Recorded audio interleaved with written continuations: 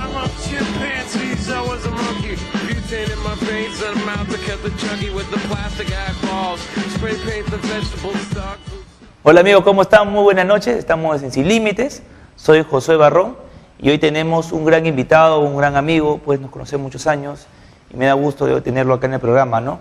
Espero que este programa, que como ustedes saben, Sin Límites es un programa cultural en el cual tratamos de, creo que demostrar a las personas en la ciudad, en la región, que de una u otra manera pues están como oscurecidas por el capitalismo, ¿no? Entonces no le da espacio para decir cosas que son tan importantes e interesantes para nuestra sociedad. Y esta actitud crítica que hablábamos con Wilmer Guzmán, que es el director de la Escuela Oratoria ESOL, nos falta, ¿no? Qué duro, ¿no? Como que hablar estas cosas nos regocija en que hay un camino de cambio. Y eso es lo que tratamos en el programa, tratamos de una u otra manera, pues, dar en este espacio o en muchos espacios para que la gente se entere sobre esto. Así que vamos a tener un programa muy interesante con Wilmer Guzmán, que me da gusto tenerlo acá. Pero antes, como ustedes saben, la televisión y todo esto llega gracias a nuestros auspiciadores. Así que quiero saludar pues a Luana, a Salón Spa, a Marta y Huguito, ¿no Miguel?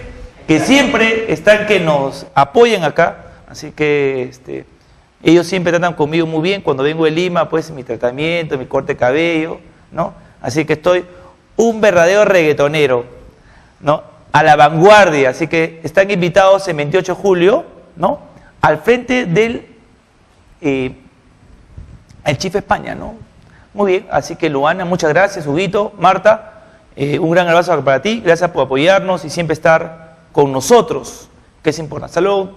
Spa Luana, 28 de julio 553. Y también a mi amigo, pues, al buenachón Alejandro Barrueto, ¿no?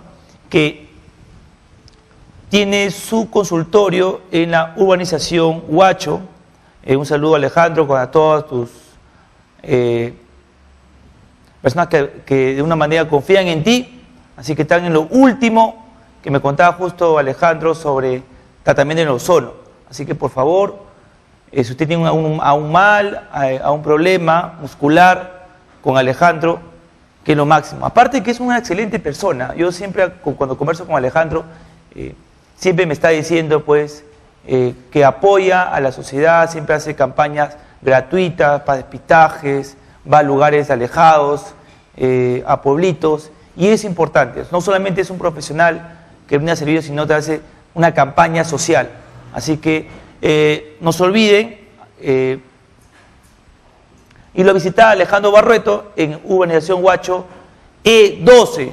Alejandro, un abrazo. Ya voy a ir para que me hagas mis masajes respectivos, ¿ya? Muy bien. Gracias a estos dos auspiciadores que siempre están con nosotros. Y bueno, ya vamos a tener uno más. Miguel, ya tenemos a la Rocola. A la Rocola, estamos ahí. Así que con Cristian vamos a trabajar, vamos a hacer un espacio muy bonito acá en Sin Límites. Gracias a todos ellos por apostar por el único programa tal vez cultural de Huacho. Muy bien, así que estamos con el licenciado Wilmer Guzmán Ermitaño, un gran amigo, pero también decirle que bueno, con Wilmer hemos estado juntos y me da gusto pues que en nuestra promoción han salido varias personas que representan a la sociedad. Wilmer, muchas gracias por venir. Bueno, primero, Josué, un agradecimiento especial a esta invitación, a tu persona, felicitarte. La verdad creo que como la semana pasada el doctor Serrán decía, ¿no?, que hacer un programa cultural y hacer una revista, por ejemplo, acá en el Perú ya es algo heroico, porque la gente no está dispuesta a consumir cultura en esta época y fruto de eso es que pocos apuestan. Y esperamos que en adelante este atrevimiento tuyo que acaba de hacer con el lanzamiento de este programa, por supuesto, permita a la juventud que un sábado por esta hora, por ejemplo, está pensando más en qué discoteca ir, por ahí dónde va a menear el cuerpo esta noche y de pronto se aleja, ¿no?, de la cuestión cultural de pronto. Así que, José, felicitaciones también a ti y un agradecimiento porque después de tiempo que no nos vemos, a pesar de estar en muchos años en la universidad. Sí, yo te agradezco, claro, Will, me tengo buenos recuerdos. Nosotros de cuando empezamos de una u otra manera con estos sueños que tengamos de cambio, realización, de aportar algo, creo yo, ¿no? Y eso, pues, veo en tu persona con los años que ha sido meritorio, así que también mis sentidas felicitaciones por eso.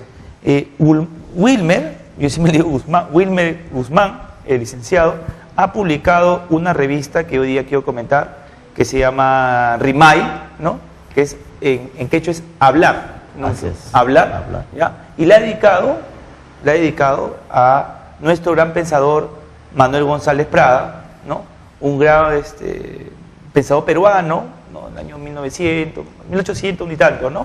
En las cuales su pensamiento pues ha rebotado a muchos pensadores después, como Mariatti, Vallejos, etc. Eso lo va a explicar Wilmer. Pero lo más importante de la revista, creo yo, que estaba justo ojeando, y que la semana pasada fue gracias Mutante, y la semana pasada fue la presentación, y acá le dimos los invitamos a ustedes siempre de una u otra manera para que vayan a estos eventos. Le he ojeado detenidamente algunas cosas, ¿no? Sobre esta propuesta, porque es la primera revista peruana de oratoria, Viesen Guacho, por ejemplo. Interesante. Así que Wilmer me ha hecho un poco repasar algunas cosas de ver sobre oratoria, eso es lo que me interesa. Y sacó una revista en Guacho como complejo, ¿no? O sea, yo también me acuerdo que sacó una revista que tampoco no duró mucho, pero es complejo. Y esto es heroico, como decía Guzmán, ¿no? Entonces hoy día vamos a hablar sobre la revista, sobre la oratoria, porque Guzmán tiene una escuela de oratoria, ¿no?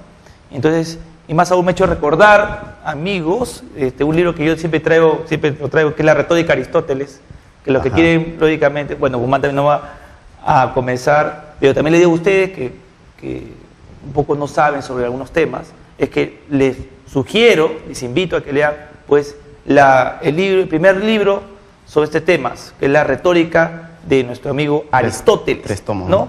Es algo básico sobre esto, así que vamos a hablar sobre esto, ¿no? Porque es un poco teórico y vamos a ver la oratoria práctica. Pero también no olvidarnos de esto.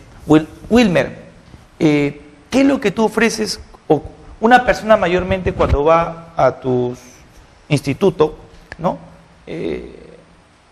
¿Cuál es la característica que tú ves en este joven que se acerca al instituto y quiere estudiar contigo oratoria? Bueno, primero, creo que es una de las mayores taras que puede tener un peruano en la edad escolar, edad universitaria, porque en la currícula escolar no se contempla la oratoria, por ejemplo. ¿Qué es lo que pasa? Que la mayoría, cuando no está acostumbrado a hablar en público, le produce miedo. Entonces, ese es el principal problema de la mayoría de las personas. Y el miedo, por supuesto, no es algo gratuito, el miedo siempre tiene una explicación, porque uno tiene temor a algo. Y si es a hablar, nosotros la entendemos en primer lugar. Hay miedo a hablar en público porque uno, no tienen conocimiento ni la remota idea a veces de lo que van a decir. 2, lo que te decía, no hay costumbre para pararse frente al público. Recordamos, por ejemplo, en nuestra época universitaria, ¿cómo uno aprende a hablar en público? Empíricamente. Y entonces, a partir de ahí, con repeticiones constantes ya va mejorando. Y eso es, algunos nunca terminaron de formarse en ese camino. Y luego tenemos a las personas que muchas veces, porque han aprendido a memorizar, a la hora de hablar, se olvidan una palabra y ya no pueden continuar. Se quedaron sonrojados frente al público y sencillamente tienen como un trauma. Ahora, esas experiencias, a través de la práctica, a través del entrenamiento permanente, nosotros vamos ayudando a las personas. Y viene, la mayoría es temor, miedo, eso es lo que le lleva a la gente, la mayoría, cuando concurren a un centro de formación. Sí, mira, yo también tenía con la idea de que, bueno, estamos en un momento histórico, social, en el cual las personas tienen que expresarse, ¿no? Y tienen que, como es el término, el término empresarial, empoderarse de la gente, ¿no? Como que creo que, y yo he visto a mucha gente, hay eventos que la gente como tiene que convencer. Claro, tiene que convencer. esa es la finalidad. No, la finalidad de convencer. Pero es que yo lo veo como el convencimiento, como manipulación, ¿no? Una manipulación. Claro, ese es el término. Porque hay muchos oradores, discúlpame que terminar porque quería que verla. Es que hay un orador que es empresarial, que ahora se vuelve gurú. O sea, yo sé que mucha gente nos está viendo acá y hay gurú empresariales. Así es. ¿No? Y vamos a ver un ejemplo que, por ejemplo, Donald Trump, que es presidente de Estados Unidos, bueno, ha sido elegido, ha sido un gurú empresarial. Cornejo, que mucha gente lo lee, que yo lo odio y que tú también debes odiar, y también debemos tener sus libros en el servicio higiénico, también es un tipo, pues, de una u otra manera, un orador manipulador, por ejemplo, ¿no? Entonces, hay mucha gente que veo, en el Perú también veo lo mismo. Dime, ¿cómo ves tú este auge, este apogeo, vamos a ponerle término un poco serio, ¿no? Capitalista del orador empresarial? Dos cositas. Primero, lo que hablaba de convencer. Hay a veces cuando se crea el orador, se ve en la figura de que alguien tiene la capacidad persuasiva, pero para convencer, justo lo que mostrabas el texto en retórica, hablamos de tres cosas fundamentales. La gente cree que convencer al público simplemente son palabras, pero las palabras es un elemento que va cargada las ideas, la personalidad. Hay un prominente orador mexicano, por ejemplo, que dice, ¿no? El hombre es su palabra. Ahora, cuando tú expresas y quieres convencer, en ella va cargada tus ideas, va cargada tu sentimiento y sobre todo va cargado también tu ética. Entonces, cuando uno quiere convencer, tiene que basarse en conocimientos, tiene que basarse en las emociones, tiene que basarse también en la vida digna que el ser humano tiene que realizar. Porque no se trata de palabra nada más. Acá en el Perú, lo que acostumbramos con hablar oratoria, perfecto, es un Alan, la mayoría. Pero ¿qué sucede? Cuando una palabra no está reforzada por la acción o el ejemplo, simplemente cae a tierra. Martí, por ejemplo, nos enseñaba algo tan brillante en eso, decía, ¿no? Un orador brilla por lo que habla, pero definitivamente queda por lo que hace. Entonces, ¿qué es importante? Las acciones, en el campo del convencimiento. Ahora, tú que me hablas del otro punto, que es los oradores en la actualidad, capitalista, el mercado, perfecto. Bien dicho, porque eso se nota en todo plano, Josué. Los escritores, los poetas, los periodistas, todos siempre son voceros de alguna corriente ideológica que ellos defienden, que representan. ¿Ve? Tú puedes tener, por ejemplo, a Galeano como periodista y a Oppenheimer. Ambos, ¿qué defienden como periodistas? Puedes tener a poeta, quizás a un Benedetti o capaz a otros poetas. Entonces, siempre están en función a las clases sociales que ellos pertenecen, están en función también a los intereses que van defendiendo con el discurso, y por ahí están los oradores. Sí. Estos que han surgido, para terminar la idea, tanto Cornejo que mencionas, en el Perú también las hay. Tenemos a Orlando Mendoza del TEA, por ejemplo. ¿Qué sucede? Que ellos representan también los intereses del mercado en el país, y por ello su discurso de éxito, de triunfo, ¿dónde acaban? Acaban en la dimensión económica nada más. Eres hombre exitoso, eres un gurú, eres un hombre triunfador cuando tienes la casa del año, cuando tienes las cuentas bancarias, y ese es su único fin. No se preocupa en engrandecer al ser humano, en hacerlo mucho mejor, en hacerlo una persona que conozca, que piense, que hable lo que realmente es. Entonces hablamos de un vacío. Por eso yo también estoy en contra de ellos, totalmente. Sí, yo quiero que terminar con esto porque es muy importante. La gente a veces no entiende, ¿no? Entonces hay que decirle, porque acá Guzmán, que es cosa un poco más específico. Lo que pasa es que yo he sentido, Wilmer, que yo no he ido, pero he sentido la gente que ha ido, por ejemplo, a estos mega eventos de Cornejo, y cuando salen, Guzmán, es un éxtasis. O sea, sienten que, o sea, están, ¿cómo te puedo decir? Obnubilados. Obnubilados, ¿no? O sea, están tocados mágicamente y sienten que lo que han escuchado pueden llegar y hacer un cambio. O lo que leen, claro, ¿no? Es algo mágico. Tiene una receta mágica, ¿no? Así es. Entonces la gente cuando compra autoayuda, libro de autoayuda, cree que hay un secreto mágico en la vida. Así es. Pero cuando llegan a la realidad, como que viene un...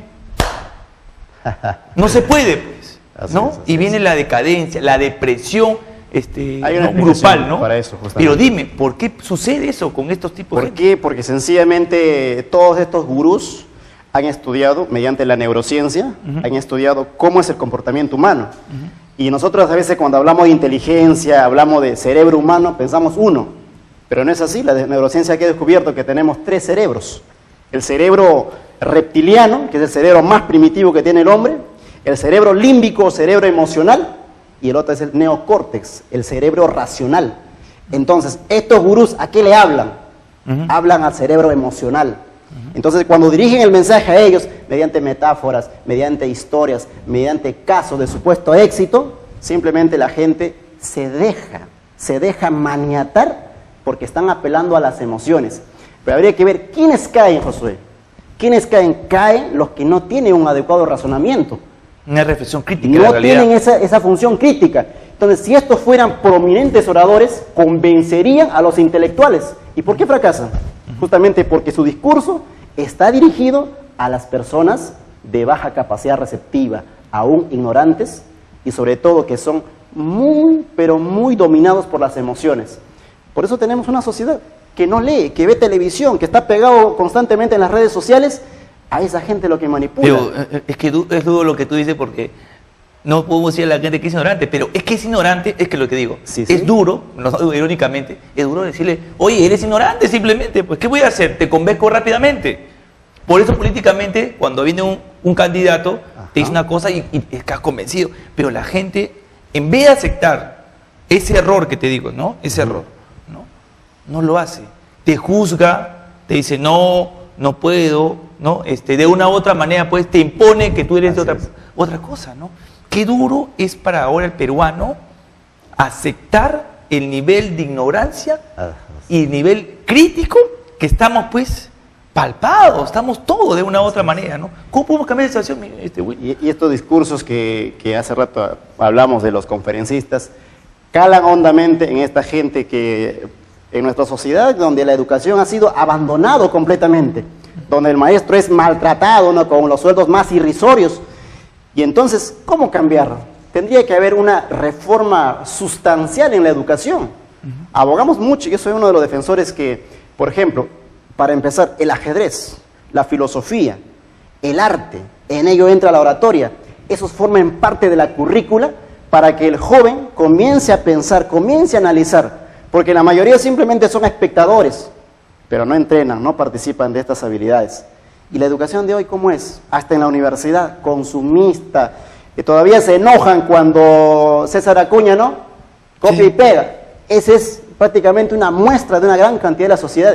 Y esos son los que justamente son arrastrados y convencidos por este discurso motivacional que se llama en este Yo caso. quiero analizar eso de Acuña, me parece interesante, ¿por qué? Porque eso pasa con el peruano. Y eso es lo que trataba de yo decir con mis ideas. O sea, veo que el mal está en alguien, no lo digo, pero lo condeno. Ajá, ¿Te das cuenta? O sea, yo siempre he dicho, siempre lo voy a decir, Acuña es de una u otra manera, pues representa con su candidatura y todo este bochorno lo que hemos llegado a ser peruano. Así es. Una persona que ha migrado, sinceramente lo digo, que ha sido exitoso, pero simplemente no ha comprado algo que la economía no lo puede hacer todavía. Felizmente, hasta que me metan un chip en el cerebro. ¿Qué es el pensamiento? Correcto. Es el pensamiento. Y eso no te lo regalan, eso te cuesta esfuerzo, eso te cuesta analizar, escribir, publicar. Entonces nosotros creemos en esa tendencia y por eso que el orador que nosotros pretendemos formar, porque no todos resisten a esta disciplina, ¿qué sucede? Tiene que aprender a pensar, tiene que aprender a redactar lo que ellos mismos piensan. Y la mayoría están acostumbrados a la declamación. Toman las ideas de los demás, la repiten igualito y piensan que es oratoria. Y aquí en el país hay una confusión tremenda, ¿no? La oratoria la confunden con recitación, declamación, con teatro. Y eso se tiene que corregir. Por eso es también uno de los objetivos por los que escribimos nosotros la revista. Difundir finalmente qué cosa es oratoria, para hablar sobre distintos temas en cualquier coyuntura. Mira, acá Aristóteles siempre decía que había 3 tipos de retórica, ¿no? La judicial, que yo he visto que muchos abogados van a, porque también hay un curso allá en tu instituto, la política, que también ha hecho un curso sobre formación política, ¿no? Y la otra es la epidíctica o la discusión del presente que podemos tener de una hora tú y yo, ¿no? Deliberada, que lo llamamos. Deliberado, ¿no?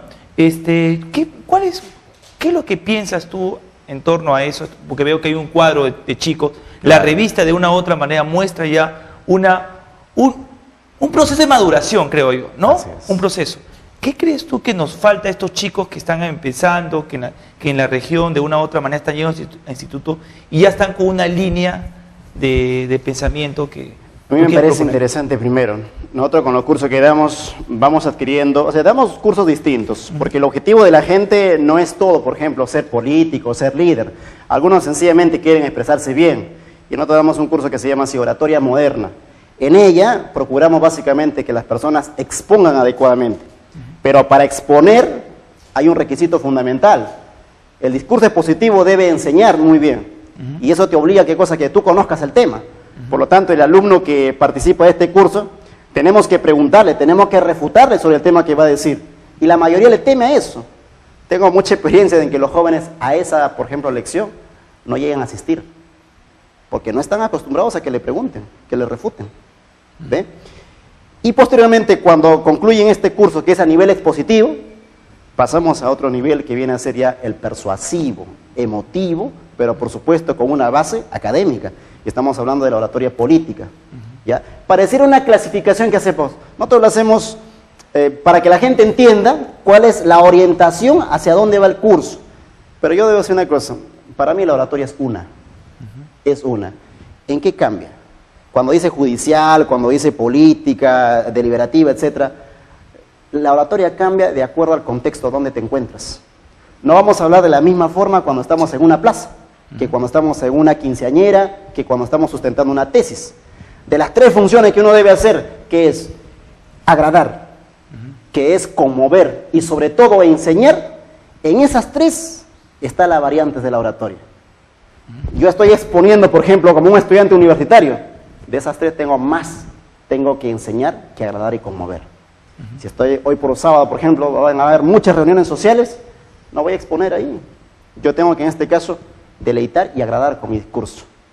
Entonces, en esa variación me parece que están estas diferentes clasificaciones que hacen, la clasifican de académica, religiosa, un poco más de oratoria periodística, van a ver de todo.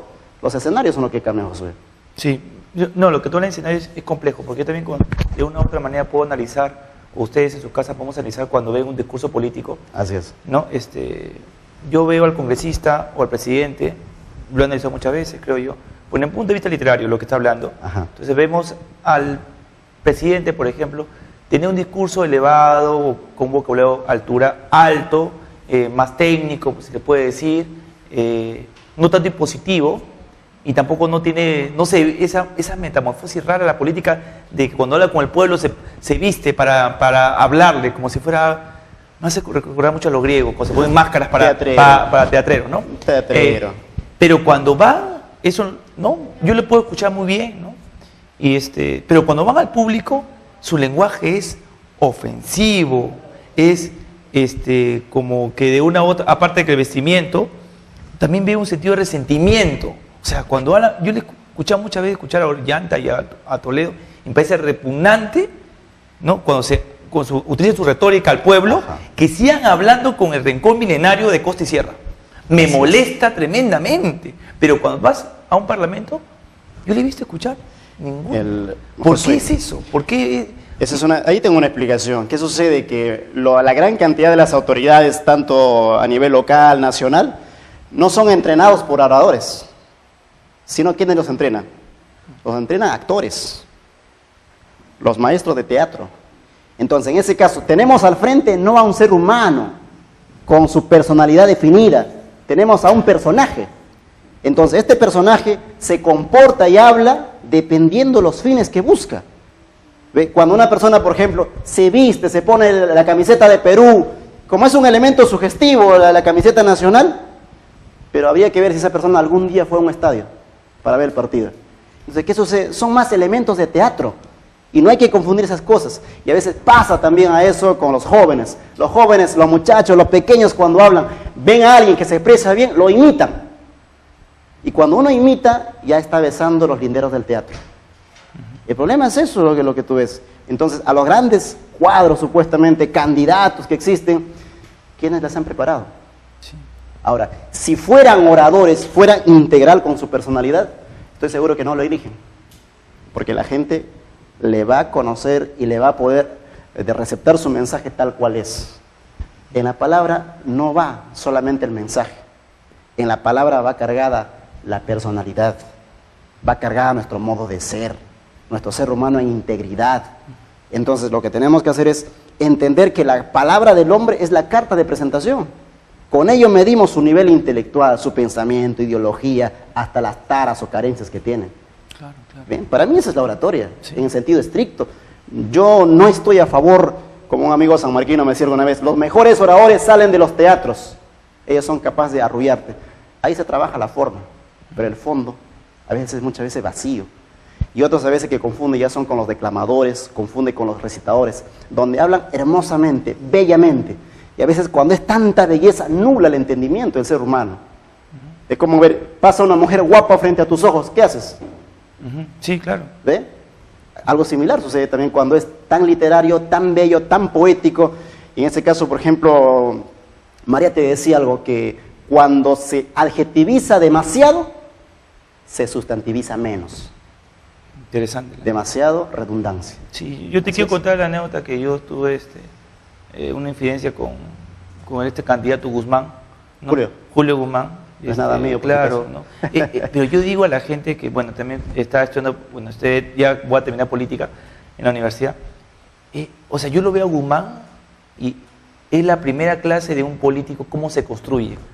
O sea, la forma, el empoderamiento, la estrategia, o sea, analizar es un modelito que no te puedes comer, y la gente se lo tragaba, decía, no puedo creerlo, el pata está fingiendo, está haciendo literalmente algo, ¿ya?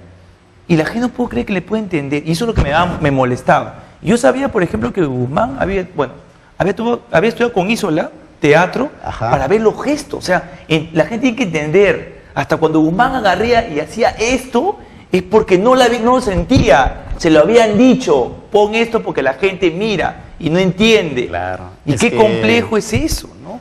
No sé qué sucede, que en el campo de la imagen del político se trabaja mucho lo que es la imagen hacia el público. Por ejemplo, ¿qué sucede? Hay una diferencia cuando a una persona se le saluda con la mano hacia abajo, que es una forma imperativa, autoritaria, pero con la mano hacia arriba. ¿Qué sucede? Mostrar la palma es, en el lenguaje no verbal, significa sinceridad, afecto. Ahora, si tú lo haces de manera natural, magnífico. Lo sientes. Pero cuando tú ya sabes que mostrar la palma significa sinceridad y lo haces actuando, entonces estás tomando elementos de la comunicación no verbal para tus propios fines. Yo le digo a la gente, usted no sabe el nivel de manipulación que ustedes no ven en la televisión, o los políticos. Es un nivel altísimo. Estamos hablando de gente muy alta, de verdad, Miguel. Wilmer es excelente, pero ese es... No puedo tirar varios programas sobre eso, Wilmer, y siempre, y contigo hablar es excelente, pero yo quiero antes de terminar, porque no es que mi productor me dice que estamos con el tiempo corto, y que ha sido excelente hablar sobre reflexionar sobre estas cosas. Quiero que me digas, pues, sobre la revista, que quiero que la gente vaya, están invitados para que lo adquieran. Queda en la Avenida Grau. ¿Dónde queda tu local? Acá está la posterior. Avenida Grau 538 en segundo piso. Así que están invitados para conversar con Wilmer, ¿no? Creo de una u otra manera, aparte de que si ustedes pueden venir al curso de oratoria, que también están invitados ustedes, pero también a conversar, porque es interesante que uno vaya a conversar, a debatir, ¿no? Uno tampoco, creo yo que llega un momento que uno cuando debate, no puede como que convergir, tiene que un poco aprender, ¿no? O sea, yo no entiendo, yo no estoy contigo, pero puedo debatir y podemos conversar y nos enriquecemos. Así es. La cultura del debate en este país no se practica, Josué. Tanto que se confunde en pelearse con la persona que con la idea. A veces dos hombres de pensamiento antagónico no se pueden sentar en una silla. Y ahí no se ve la grandeza del ser humano. Entonces nosotros creemos que eso es fundamental en el desarrollo del pensamiento. Cuando tú debates, tienes mayor certeza de lo que vas a decir.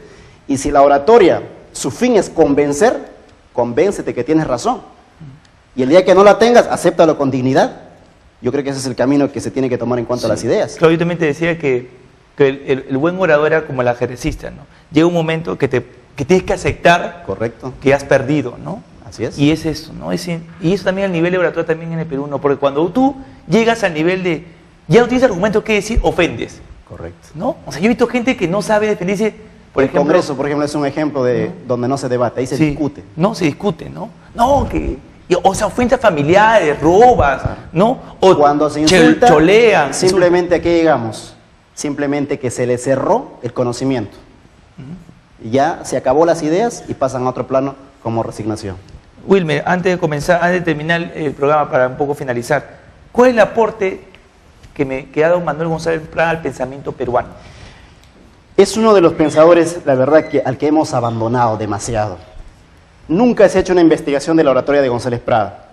Y nosotros la hemos hecho entendiendo que González Prada tenía un gusto exquisito por la oratoria. ¿Y cuál era su paradigma, por ejemplo? 1, para ser orador tienes que tener conocimientos sólidos. 2, tienes que ser una persona intachable, o procurar serlo por lo menos. Y 3, tiene que haber una emoción natural en la persona. Y eso, más lo que nosotros proponemos, un adecuado trabajo de la técnica, entonces se puede tener un orador. Y eso es lo que nosotros proponemos en la escuela.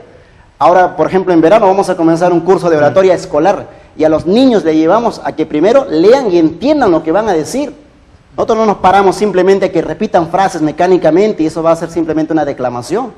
En el Perú no existe propiamente el trabajo en la oratoria y la revista es un aporte para eso, Josué. Es un aporte porque sencillamente no vamos a entender la oratoria como trabajo del cuerpo, trabajo de la voz. ¿Y dónde está el pensamiento? ¿Dónde está la conducta que tiene que tener la persona honorable, decorosa? Sin eso el discurso es simplemente palabra vacía. Y tenemos que trabajar en ese aspecto. Si queremos una juventud nueva, si queremos nuevos cuadros, por ahí tenemos que brigar duramente. Y la revista, que es nueva, incluso en Latinoamérica, yo pertenezco a una organización latinoamericana, que es el Foro Latinoamericano de Oradores. En esta, ninguna ha trabajado todavía una revista. Y todos mis amigos, tanto de Cuba, de México, Ecuador, diferentes países, la mayoría están orientados a concursar. Y como si fuera que el ganador de un concurso es el paradigma que todos deben seguir. ¿Y qué hay de sus acciones? ¿Qué hay de la prédica apoyada a la labor diaria que hacen en sus países? Entonces, esta no es solamente un aporte del Perú, es más en Latinoamérica. Por eso que hemos escrito con mucha pasión esta revista y esperamos tener más números y sobre todo por el nombre también, Rimay. Rimay es un término quechua, como tú lo dijiste. ¿Qué procuramos? Procuramos que en este país también haya una expresión nacional. Acá todo se copia, todo se plagia. El espíritu colonial está presente en todas las cosas por ahí. Y no es menos en las artes, no es menos por ahí en el periodismo, no es menos en cualquier otra cosa. Vivimos de imitación en imitación. Acá queremos propugnar que se trabaje las bases para que en el futuro tengamos la expresión de una oratoria propiamente peruana. Por eso comenzamos con el padre, con el líder, con el maestro de los más grandes intelectuales que tiene el país. Prada fue maestro de Mariátegui, fue maestro de Vallejo, fue maestro de David de la Torre y tantos otros intelectuales en este país. Por eso queremos ver qué nos dice el maestro para que salgan nuevas luces. Esa es nuestra intención, Josué. Estuvimos pues con Wilmer Guzmán y la revista que ha publicado Rimay, que Wilmer Guzmán es director de la Academia de Oratoria de ESOL de acá de Huacho, y bueno, como ustedes han escuchado, pues da gusto de una u otra manera, pues escuchar a un joven, ya casi un adulto, que proponga estas ideas, pero también va con la palabra del pensamiento y la acción. Así que Wilmer, te agradezco la conversación, me ha encantado, se cree el tiempo a veces tirando en televisión, pero es bueno escucharte y sentir, creo yo, como las buenas entrevistas que he tenido, que todavía tenemos esperanza. Y gente como tú nos da aliciente que podemos cambiar nuestra sociedad. Venimos a un corte, sin límites.